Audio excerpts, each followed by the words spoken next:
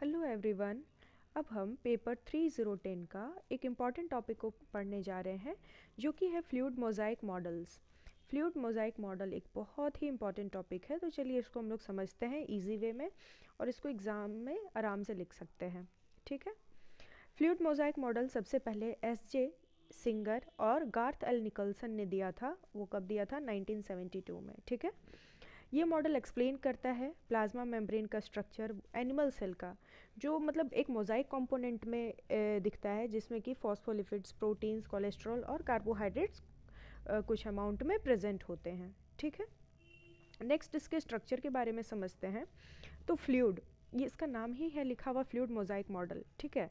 तो fluid the molecules can move with in the membrane. Fluid वैसा molecule होता है जो मेम्ब्रेन के विद इन अंदर घूम सकता है, एक जगह से दूसरी जगह मूवमेंट शो कर सकता है।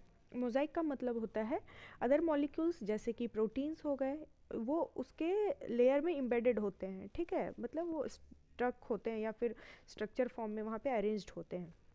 इसका कंपोजिशन है phospholipid, cholesterol, protein and carbohydrates. अब इसके स्ट्रक्चर को हम देख लेते हैं।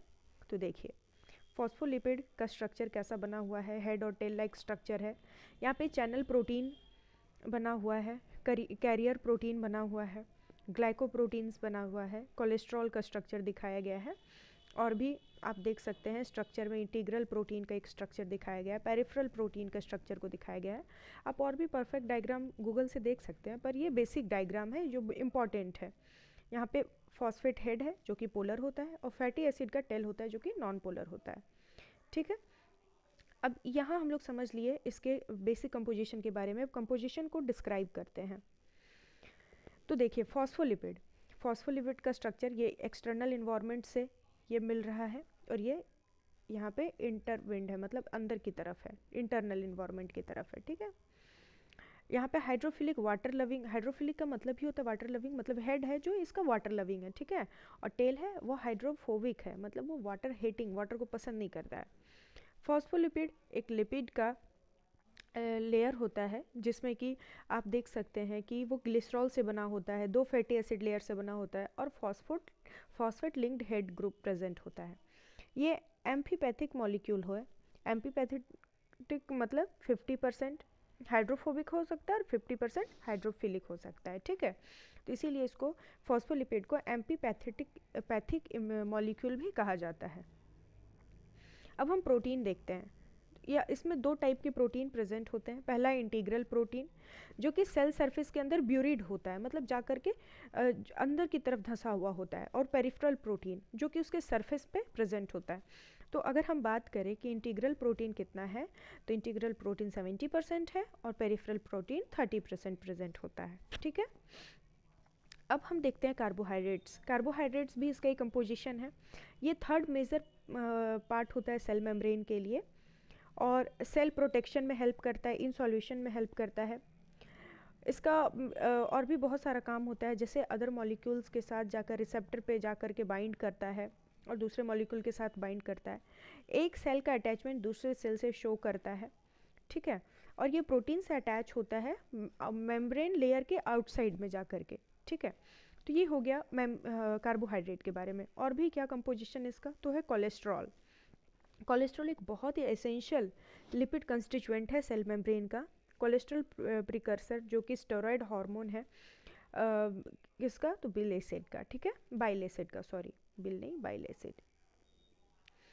हाई प्लाज्मा कोलेस्ट्रॉल प्रमोट करता है एर्थेरोस्क्लेरोसिस को, और ये विटामिन डी का प्रिकर्सर भी माना जाता है कोलेस्ट्रॉल को। और ये कहाँ प्रेजेंट होता है, फॉस्फोलिपिड और फॉस्फोलिपिड बाइलेयर के बीच में। अब क्या क्या फैक्टर्स हैं जो प्लाज्मा मेम्ब्रेन की फ्लूइडिटी को अफेक्ट करेंगे, तो पहला है टेम्परेचर। तो फॉस्फोलिपिड जो है वो क्लोज इन्वायरमेंट के कोल्ड इन्वायरमेंट के क्लोज में पाए जाते हैं, मतलब जहाँ थोड़ा, लेकिन और जैसे ही वो वहाँ पे अगर टेम्परेचर हॉट होता है तो वो धीरे धीरे मूव करना स्टार्ट करने लगते हैं। ठीक है। तो कोलेस्ट्रॉल की बात करें तो रैंडमली डिस्ट्रीब्यूटेड है पूरे फॉस्फोलिपिड बाइलेयर में, और वो मतलब प्रिवेंट करता है कि कोई भी मतलब एक दूसरे से सेपरेट हो, टू फार और कॉम्पैक्ट फॉर्म में एक दूसरे से अरेंज हो। ठीक है। मतलब एक मॉलिक्यूल को दूसरे मॉलिक्यूल के पास जाने मतलब पास ही रखता है, दूर दूर होने नहीं देता है। सैचुरेटेड और अनसैचुरेटेड फैटी एसिड में है तो ये फॉस्फोलिपिड टेल से बना हुआ होता है।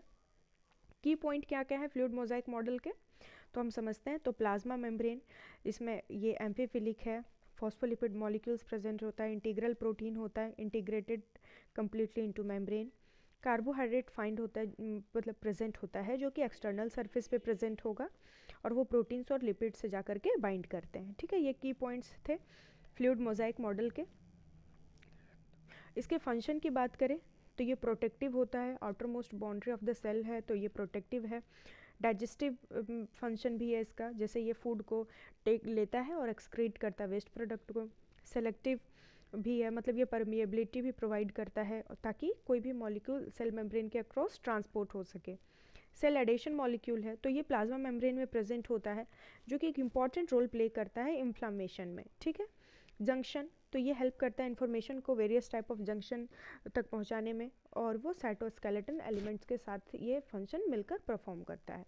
तो ये था हमारा फ्लूइड मोज़ाइक मॉडल, तो इसको आप वापस से पढ़ ले, एक बार रिवीजन कर ले। Thank you so much. और मैं और भी टॉपिक्स डालती रहूँगी, तो स्टे ट्यून, पढ़ाई कीजिए। Thank you.